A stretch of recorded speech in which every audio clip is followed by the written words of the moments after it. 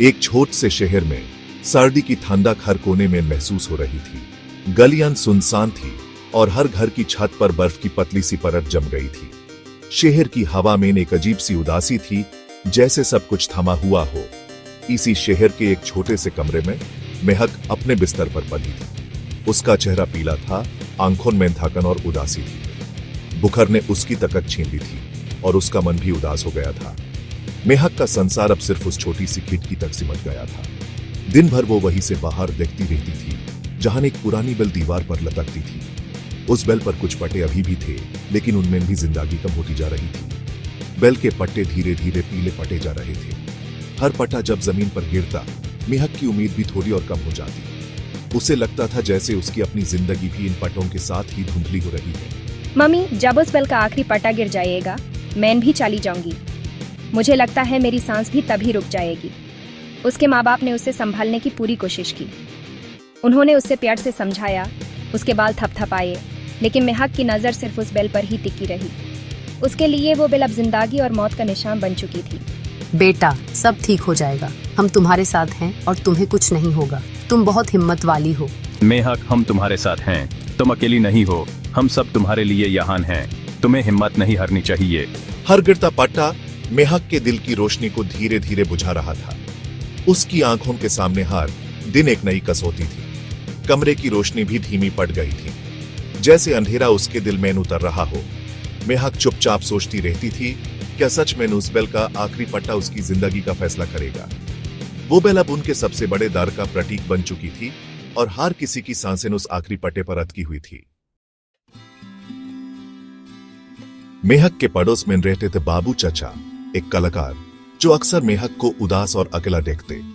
एक दिन उन्होंने महक को धीरे से कहते सुना, जब वो पट्टा गिर जाएगा पापा, मैं भी गिर जाऊंगी, जैसे उस पट्टे की तरह। बाबू चाचा का दिल पिघल गया। उनकी आंखों में नमी थी। उन्होंने सोचा, मैं उस पट्टे को कभी गिरने नहीं दूंगा। मुझे पता है मुझे अब क्या करना है।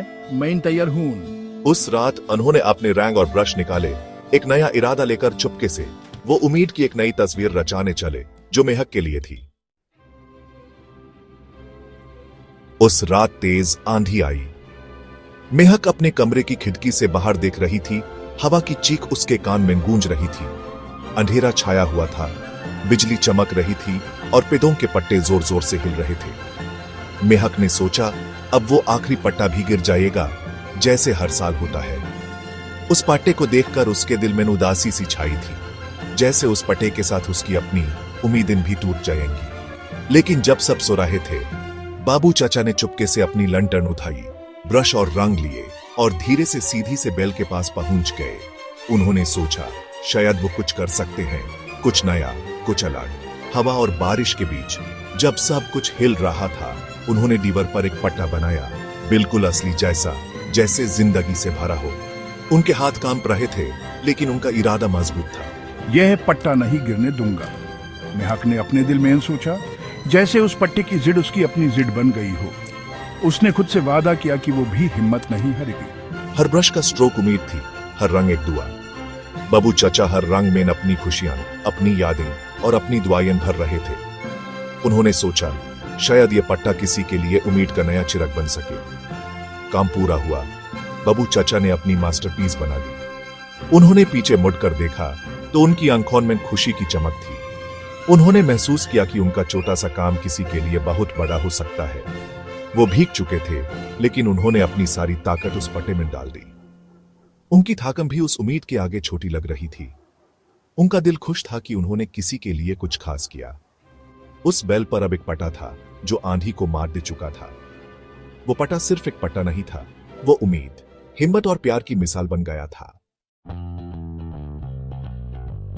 अगली सुबह जब सूरज की पहली किरण कमरे में आई, महक ने अपनी आंखें धीरे से खोली। उसने देखा एक पट्टा अब भी बेल पर था, बिल्कुल वैसे ही जैसे कल था। उस पट्टे को देखकर उसके चेहरे पर एक हल्की सी मुस्कुराहट आ गई। मम्मी देखो, एक पट्टा अभी भी है। वो पट्टा अभी तक गिरा नहीं मम्मी। शायद अब सब कुछ ठीक हो जाएगा। महक के दिल में उम्मीद जागी। उसने महसूस किया कि जिंदगी में अभी भी रंग है, अभी भी उम्मीद बाकी है। उस पट्टे ने उसके अंदर जीने की इच्छा पैदा कर दी, जैसे उसने नई ताकत पाई हो। धीरे धीरे महक ठीक होने लगी। उसकी तबीयत रोज बेहतर होती गई और डॉक्टर भी हैरान हो गए कि एक छोटी सी उम्मीद ने इतना बड़ा असर किया। मेहक, तुम तो अब पहले से बहुत बेहतर हो। हम सब तुम पर गर्व महसूस करते हैं। तुमने हिम्मत नहीं हारी। कुछ दिन बाद मेहक ने सुना बाबू चाचा बीमार पड़ गए हैं। ये खबर सुनकर मेहक उदास हो गई। उसके दिल में चिंता की लहर दौड़ गई। बेटा, बाबू चचा की तबीयत बहुत खराब हो गई थी।